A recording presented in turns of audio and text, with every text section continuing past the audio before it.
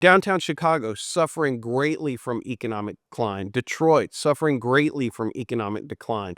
I mean, these are places where you could go in and for half the cost of what you're paying to rent an office space in Washington, D.C., you could rent an office space in either one of those two cities. So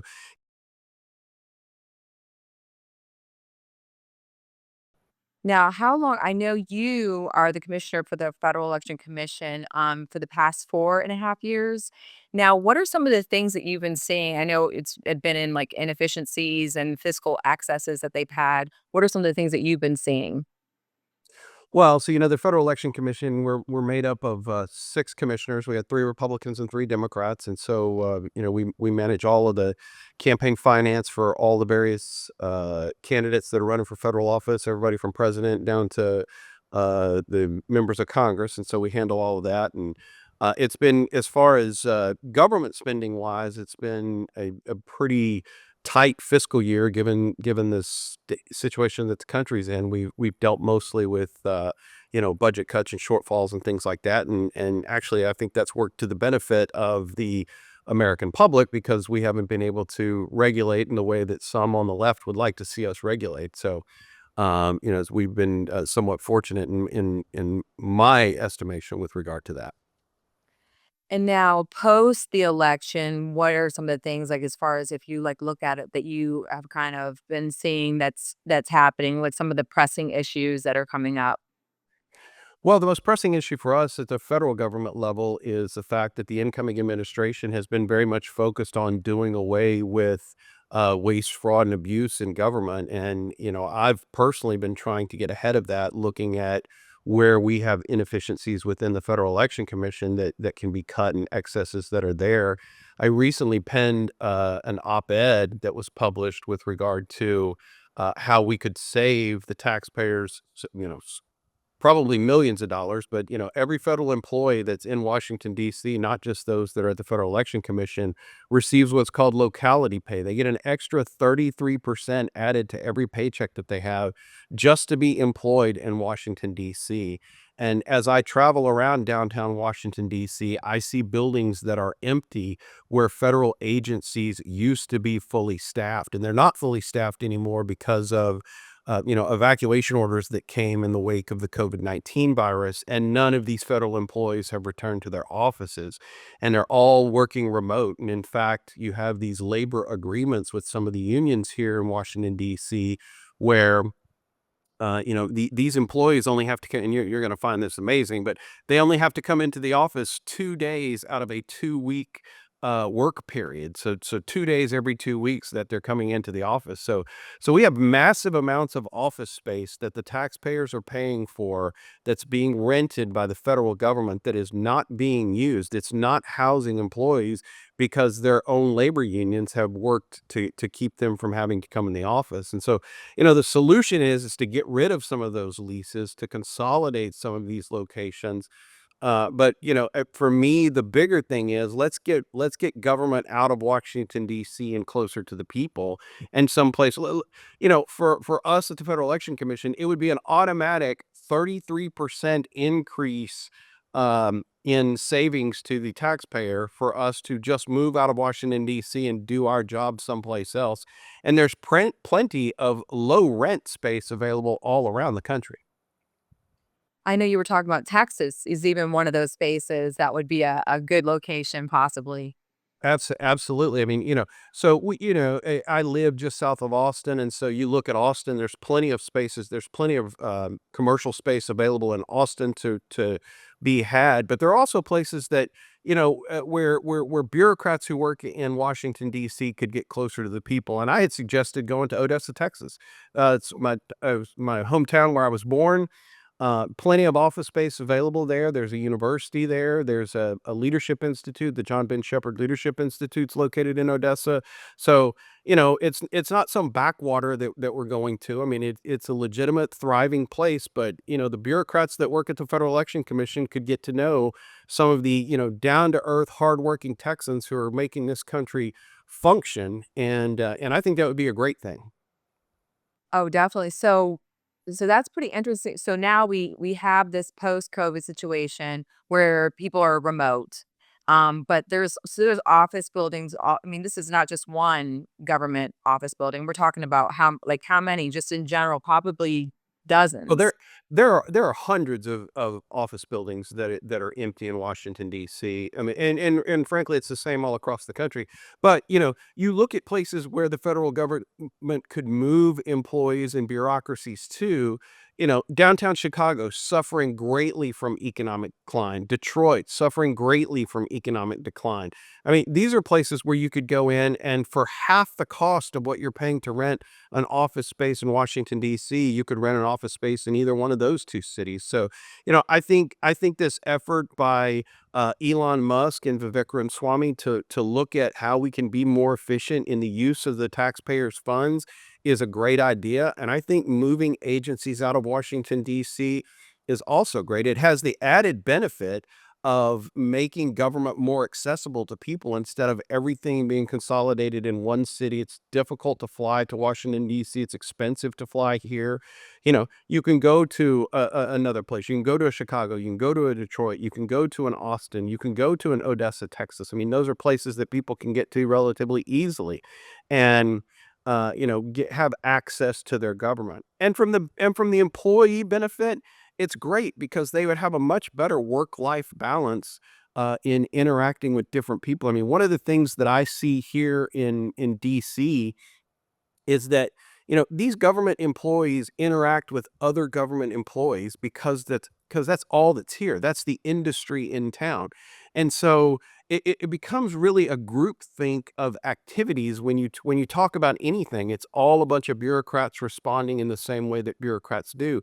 They don't have any real interaction with real Americans on a daily basis to understand that the economy is struggling, that people are hurting, that regulations are overburdensome. It's keeping businesses from getting started and going. So, all of these things are benefits I would see from moving things out of Washington, D.C. and decentralizing the federal government. And now, what are some other things that you think we're going to see as far as trying to get more transparency in elections and in government processes as we head into 2025? Well, my hope is with regard to the elections themselves that we see what a sham it is to have an increase in mail-in voting happening across the country. I mean, that for me, this last election cycle in 2024 was the big problem. And when it takes 2.5, 3, 4 weeks for states to count congressional district seats, like happened in California, because of the mail-in ballot situation and not knowing exactly how many ballots they're gonna receive, so they don't know when the counting is going to stop. I'm hoping that we see a move away from that to become more efficient in what we're doing, and we get to a process where, as many people as possible voting on election day with a piece of paper. As an election law attorney and somebody who's tried election contests and things of that nature, I love having a physical piece of paper that I can hold up to a judge, to a jury, and say, "Hey, here's how the person voted," and let a fact finder decide whether or not it should count. But at least it's a physical piece of paper that they're holding up, so getting away from some of these voting machines. Um, all of those really are state decisions because the Constitution puts the authority to regulate the elections, in the hands of the state, but I think the American people are getting tired of the length of time that it takes for us to have resolution to our elections. I oftentimes remind people that in 1860, when Abraham Lincoln ran for president of the United States, the fastest mode of communication was the telegraph. And that November night, in what was probably the most contentious election that the country ever had, Abraham Lincoln knew that night that he had been elected president of the United States, and that the country was probably headed to civil war because of it. But at least he knew. And the reason he knew is because there were paper ballots. People were counting paper ballots. They knew what the outcome of the election was, and they were able to let the American people know, that night in November, not waiting until December, waiting until January to ultimately get some of these elections solved. Yeah, I know we were even for the presidential election, we were waiting like that night, went to bed, didn't really know what was gonna happen. The next morning was when you found out. So, Right. I mean, it really shouldn't be that hard. I mean, we should be able to do this. Surprisingly enough, the country survived for hundreds of years, by voting on paper ballots, and we were able to get elections resolved very quickly. All of a sudden, with the advent of technology, it takes us forever to come to conclusions. Now, I know the other thing was the voter fraud, which was obviously talked about. They had in Texas alone, I think it was over 1,000,000 that they had pulled off. Um, Yes. is that something that is you think is gonna, be another issue that we're gonna Well, have? my hope is that this incoming administration will use the National Voter Registration Act to urge the states to get their voting rolls as clean as they possibly can, to get people who shouldn't be registered off of the rolls. I was a big champion of the effort by Congressman Chip Roy to require a federal voter ID requirement so that everybody had to have an ID when they show up at the polls. It's just common sense that you should do that. We need to know who's voting in our elections, or we don't have a country and we don't have a republic anymore if we don't know that information. So, cleaning up these voting rolls and making sure we know who's voting in our elections is critically important. And I think those are two things that the incoming administration is going to focus on. They've announced some really great people going into the Department of Justice. Harmeet Dillon, heading up the Civil Rights Division at the Department of Justice, will do a great job in making sure that there's federal enforcement of those particular statutes. And then also with, you were talking about the government just trying to get rid of excess. Some of the other things that they're talking about is kind of cutting back in like the amount of workers that are at some of these agencies that are it's just not needed. Like I think there's okay. Absolutely. I mean, it's really important to think about it in terms of manpower. Every administration comes in and they typically have a 90-day hold on any new hires. I would urge the Trump administration to put a longer hold on new hires than that. Let's see how efficient the government can be without hiring new people. And see if those jobs are really critically needed. The other thing that I think that does is it helps us to get rid of some of the people who are a little long in the tooth with regard to service in the federal system. If they've gotten 30, 35 years in right now, they probably are really incredibly efficient at not doing work. And so by not hiring people, we're actually going to force them to work or they're going to retire, which is probably what they should do. And then we know absolutely that that's a critical position that needs to be filled, and we can look at hiring into that position. I think there's a lot of ways that that can be done. The federal hiring freeze is something from my standpoint as a commissioner here, I'm excited to see it because I think it will absolutely increase efficiencies, and we'll see who actually wants to work for the American people and really who's just grifting off of the system. And as we also I mean, you're heading to January, what are some of the things that you're gonna be working on?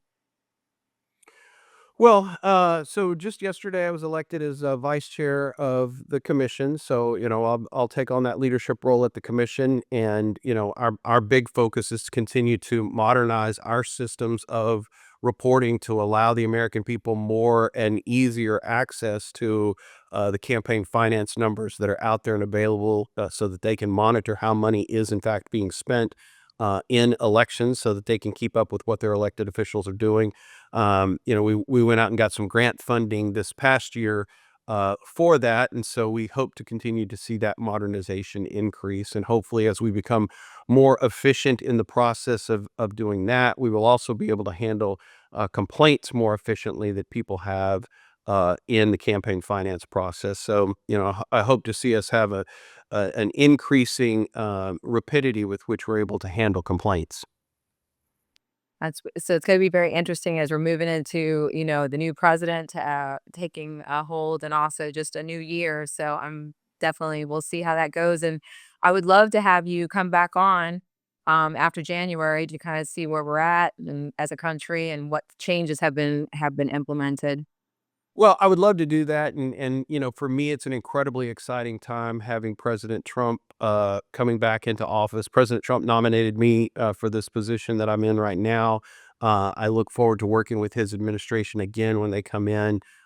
He's got some great ideas. The thing for me that's so exciting is that he realizes that he has a very short time frame to accomplish things, and so he's not going to let the swamp slow him down. He's really focused on what he needs to do and how he needs to do it. And I think you've seen that with the nominees that he's put forward and how fast he's moving to make sure that those individuals get confirmed and to make sure that all of the apparatuses are in place to be able to hit the ground running January 20th when he takes the oath of office.